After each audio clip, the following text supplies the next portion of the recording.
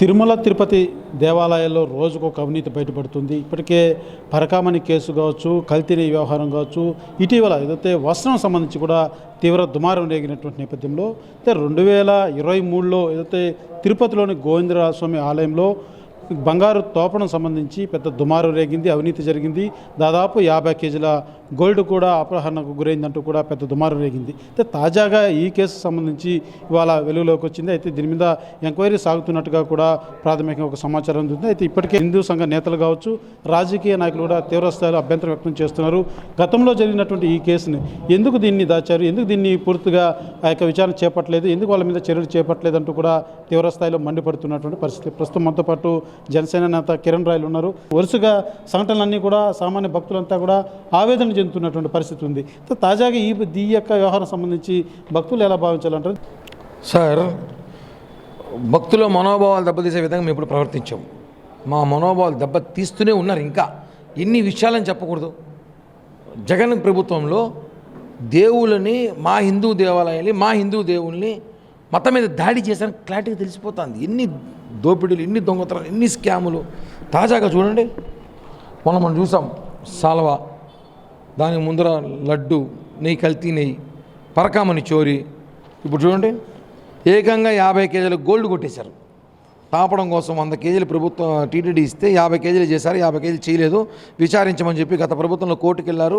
32 దేవతా విగ్రహమూర్తులు పగలగొట్టేసి బోర్డుగుండు చేసి దీన్ని కట్టారు. ఎవరు పర్మిషన్ ఇచ్చారు? ప్రొసీడింగ్స్లో మిమ్మల్ని ఇలా కొట్టమని చెప్పి మీకు ఆర్డర్స్ ఇచ్చారా?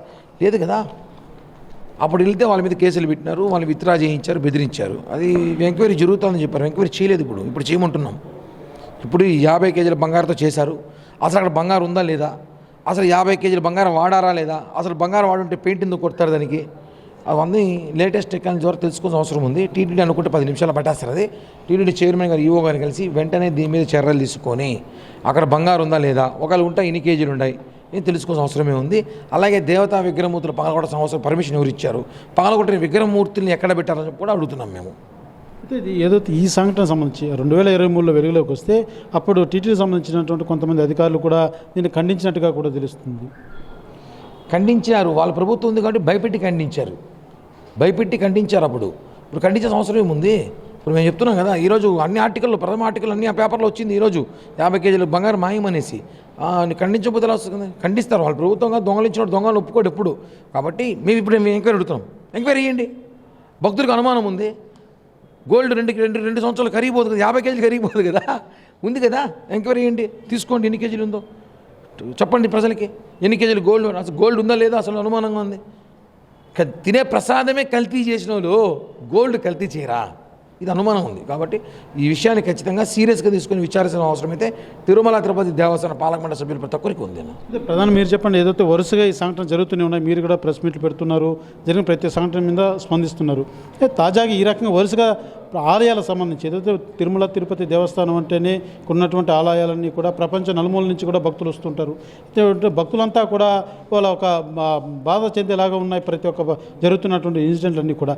దీని మీద మీరు పార్టీ పరంగా ఏ రకంగా మీ అధినాయకుల దృష్టికి కానీ లేకపోతే లీగల్గా కానీ ఏ రకంగా మీరు పోరాటం చేయబోతున్నారు?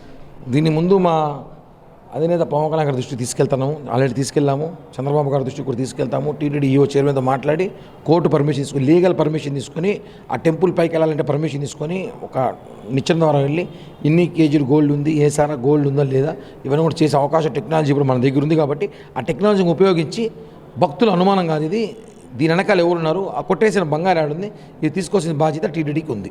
కేవలం కాంట్రాక్ట్ చేసినటువంటి తీసుకున్నటువంటి వాళ్ళని అనుమానించాల్సి ఉందా, లేకపోతే దీని వెనక ఇంకెవరైనా అధికారులు కూడా ఉన్నారని మీరు భావిస్తున్నారు? కాంట్రాక్ట్లు అంత ధైర్యం చేయరు. దీని వెనక అధికారులు ఉన్నారు. సుబ్బారెడ్డి, ధర్మారెడ్డి పాత్రలు ఉన్నాయి. అధికారులు ఊరికే వాళ్ళు ఎంత ఉంది వాళ్ళది, వాళ్ళు కొంచెం పాత్ర ఉంటుంది, పైన పాత్ర వాళ్ళది ఉంటుంది. ఇంట్లో దొంగలు ఉన్నారు, ఇంట్లో దొంగలు పట్టుకోండి. చూస్తుంది ఏదైతే తిరుపతిలోని గోవిందరాజస్వామి ఆలయంలో ఆ గోపురానికి సంబంధించి ఏదైతే విమాన గోపురం అనేసి ఉంటుందో దానికి బంగారు తోపనం చేసే విధంగా కూడా టీటీడీ నిర్ణయం తీసుకోవడం జరిగింది. ఈ నిర్మాణానికి ఏదైతే మనం చూస్తున్నాం, ప్రధానంగా ఆ యొక్క గోపురం సంబంధించి ఇది అయితే ఈ యొక్క గోపురంలో ఆ యొక్క బంగారు పూత సంబంధించి 100 కేజీల బంగారుతోటి తాపడం పోసే విధంగా కూడా ఇప్పుడు నిర్ణయం తీసుకోవడం జరిగింది. అయితే కేవలం 50 కేజీలు మాత్రమే తాపడానికి ఉపయోగించి మిగతా 50 కేజీల బంగారాన్ని చోరీ చేశారన్నది ప్రధానమైనటువంటి ఆరోపణ. అయితే ఈ 2023లో పెద్ద దుమారమే రేగింది.